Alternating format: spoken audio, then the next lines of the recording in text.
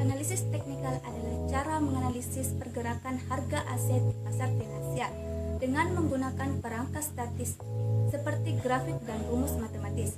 Tujuan mempelajari analisis teknikal ialah agar investor atau trader dapat menilai kondisi pasar saat ini berdasarkan histori harga di masa lampau, sekaligus memberikan gambaran atau prediksi tentang pergerakan pasar di masa depan. Analisis teknikal dapat digunakan baik untuk investor maupun trader, meskipun memiliki tujuan yang berbeda.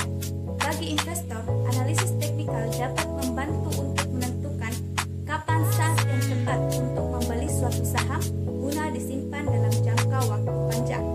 Sementara, bagi trader, pastinya analisis teknikal digunakan untuk menentukan saham pilihan yang berpotensi cuan dalam jangka waktu pendek.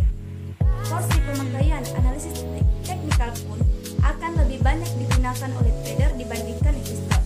Analisis teknikal berperan penting dalam menunjukkan cara harga saham, tren yang terjadi, support dan resistensi, serta waktu yang tepat untuk menjual.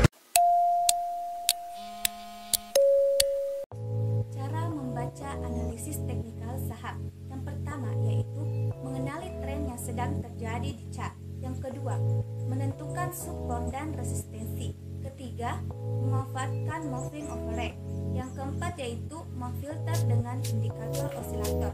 Dan yang terakhir yaitu menentukan stop loss dan target profit.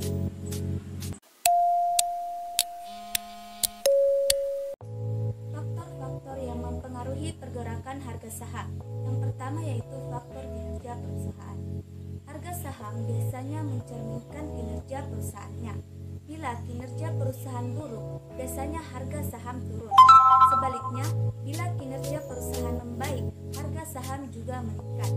Yang dimaksud kinerja perusahaan di sini lingkupnya luas, mulai dari kinerja laporan keuangan, penjualan perusahaan, peluncuran produk baru, berita tentang perusahaan,